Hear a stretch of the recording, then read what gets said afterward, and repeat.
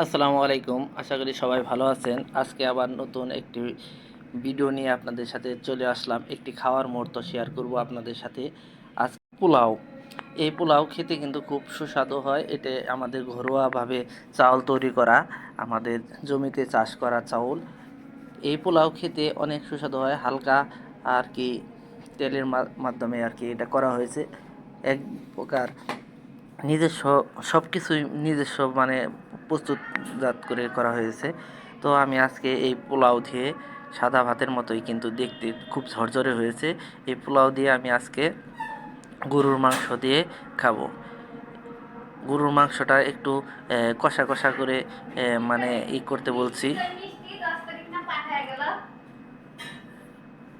এই তো কত সুন্দর দেখেন, কালারটা কিন্তু সেই একরকম অনেক সুন্দর হয়েছে।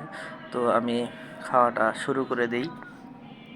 সবাই ভিডিওটি শেয়ার, কমেন্টস এবং সাবস্ক্রাইব করবেন। লেবুটা একটু চিপিয়ে নিলাম। লেবু নিলে আপনার যদি প্রেশার টেশার কোনো কিছু থাকে তাহলে কিন্তু গরুর মাংসে আপনাকে অতটা করতে পারবে না। আর অ্যালার্জি থাকলেও আপনারা সবাই গরুর মাংসটা একটু খাওয়ার চেষ্টা, এই লেবুটা একটু খাওয়ার চেষ্টা করবেন। তো আমি একটু নিয়ে শুরু করছি। বিসমিল্লাহ। একটু ঝোল নিচ্ছি। অসাধারণ হয়েছে রান্নাটা, এত সুস্বাদু হয়েছে কি বলবো বলে আর বোঝাতে পারতেছি না। তো যারা এখনও আমার ভিডিওটি লাইক করেননি অবশ্যই লাইক করে দিবেন।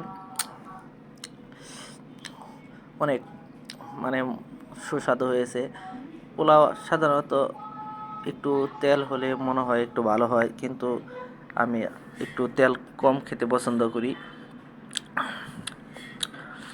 যার কারণে আমি আগে বলে দিয়েছিলাম। সেই স্বাদ, এত স্বাদ হয়েছে পোলাও বলে বোঝাতে পারবো না। আপনারা অবশ্যই বাসায় এভাবে পোলাও আর কষা মাংস ট্রাই করবেন। এই খাওয়ার মুহূর্তটি আপনাদের সাথে শেয়ার করলাম। সবাই ভালো থাকবেন। আমার খাওয়া প্রায় শেষের দিকে। তো যারা এখনও আমার ভিডিওটি লাইক কমেন্টস কিছু করেননি অবশ্যই লাইক কমেন্টস করবেন, এবং আপনাদের যদি ভিডিওটি ভালো লেগে থাকে অবশ্যই শেয়ার সাবস্ক্রাইব করে দিবেন।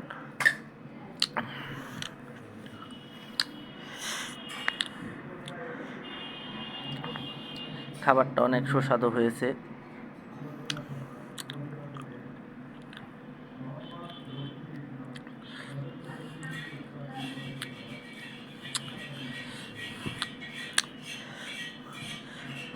এমন এত স্বাদের হয়েছে মনে হচ্ছে যে প্লেটটি চেটে পুটে খাই, আমার আর কি এরকম মনে হচ্ছে।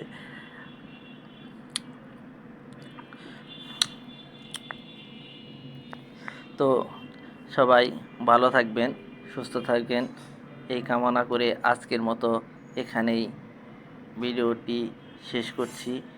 আপনারা সবাই আমার জন্য দোয়া করবেন। এই যে দেখেন, এই পাতিলের মধ্যে আর কি রান্না করেছিল,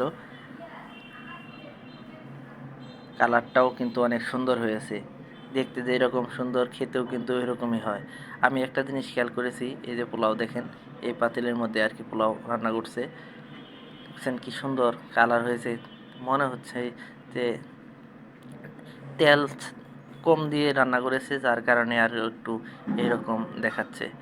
তো আপনারা যারা আমার ভিডিওটি রেগুলার দেখেন তারা অবশ্যই লাইক কমেন্টস করে জানাবেন, আমার পাশে থাকবেন।